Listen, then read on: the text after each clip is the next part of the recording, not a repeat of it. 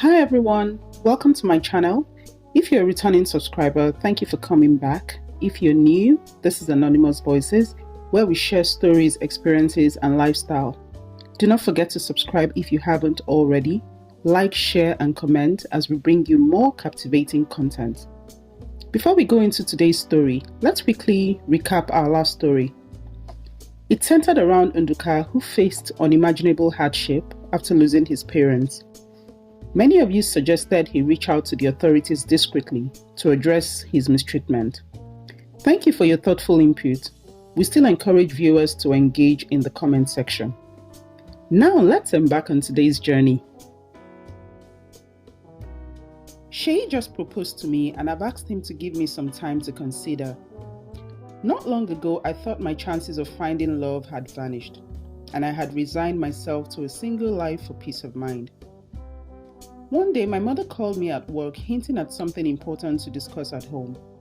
I was curious about what it was, so I kept asking her to tell me, but she insisted I get home first. My mom and I share a deep bond.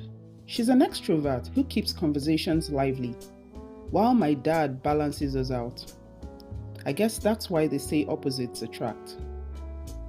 I got home from work that day, and before I could drop my bag, she pulled me into the room and asked me to sit down. I smiled and said, "Mommy, this discussion must be very serious." She told me that the leader of her meeting, Mama D, as she was popularly called, asked after me. I wondered why. Then my mom mentioned Mama D's request for me to meet her son David, as they hoped we would form a meaningful connection. Initially, I resisted the idea, but agreed to meet David. A week later, I received a call from the person, and he introduced himself as David. He was Mama D's son. He arranged a casual date at a nearby restaurant. We did not speak again till our date. Our conversation was smooth. We talked about school, work, our parents, and many other things. He was charming and easy to talk to, but something seemed off. He maintained a serious demeanor and hardly laughed at my jokes. He told me he was a doctor who had just completed his housemanship. He kept talking, but at this time I was deep in thought.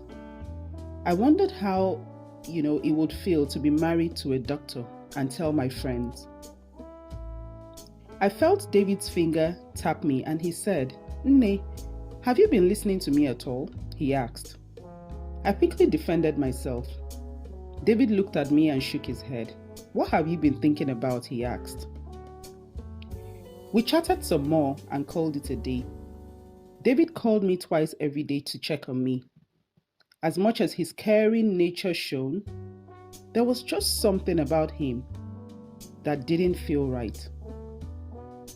David told me his mom would be visiting in 2 weeks and he would like me to prepare some meals for him.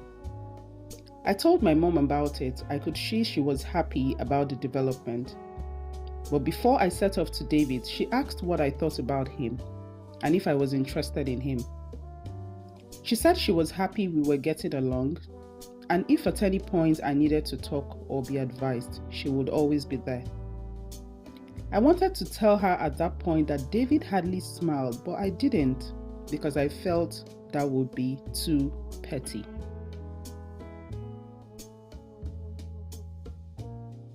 David was out to see a patient while I prepared the dishes.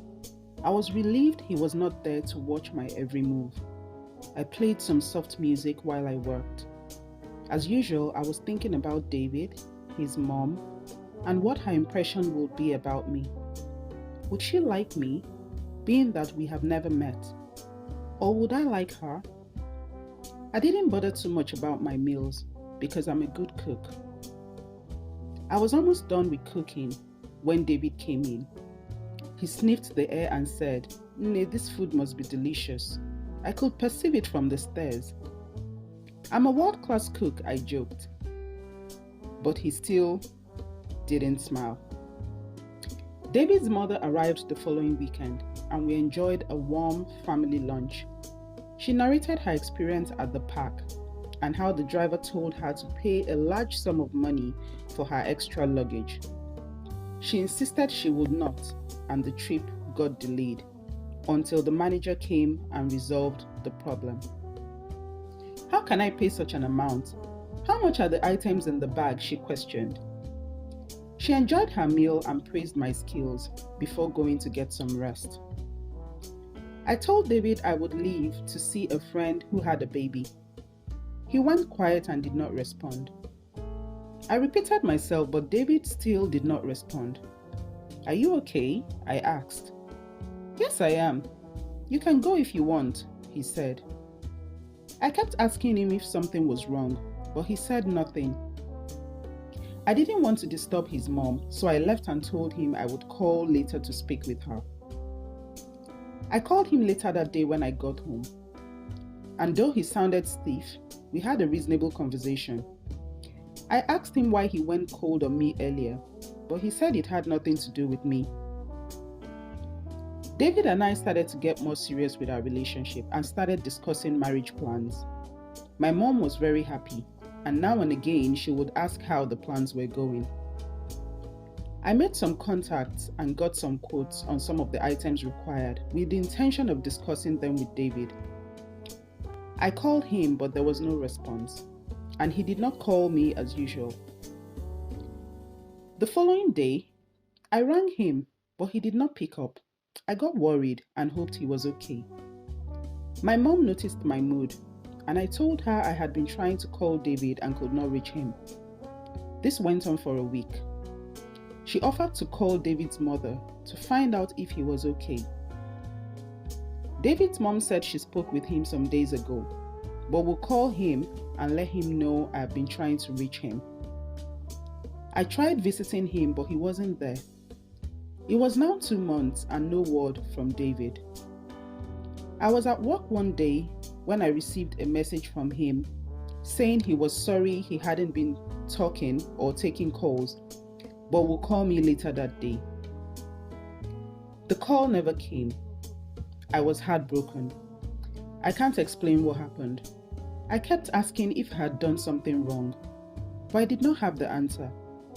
My mom kept encouraging me to forget about him and just keep being myself.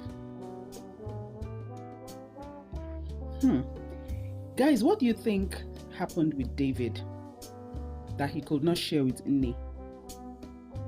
The only problem Nne had with David was his mood swings. Sometimes he went into this mood that keeps him quiet, but not for this long. And again, ignoring someone who is an intended life partner for this long with no explanation. I think that's mean and unfair, in my opinion. But let's see what happens next. 9 months had gone by. I was struggling to move on, meeting new people but unable to connect deeply based on the trauma from my experience with David. A friend invited me to a wedding. It was at this point that I met Shay. We got talking and kept in touch after the wedding. I had a few dates with him. His kindness and compatibility with me were undeniable. 4 months after I met him, he proposed. Shay said he could not do this with anyone else except me. He said I brought so much joy and light to his world.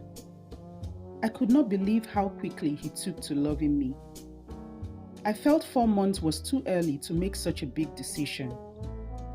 I told him I needed some time to think about his proposal, and he said he was happy to wait. Could this be the answer to my prayers? Could he be the one? I have only known him for 4 months and it seemed like we have always known. He ticked all the boxes for me. I just needed some time to be sure.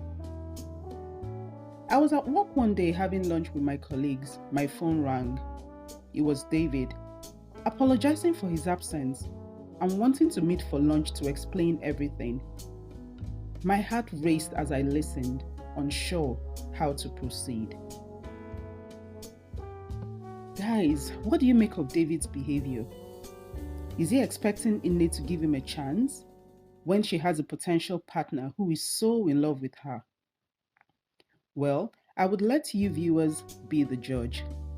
Do not forget to like, share, and subscribe. And also, I will implore you to give your opinion in the comment section. Bye.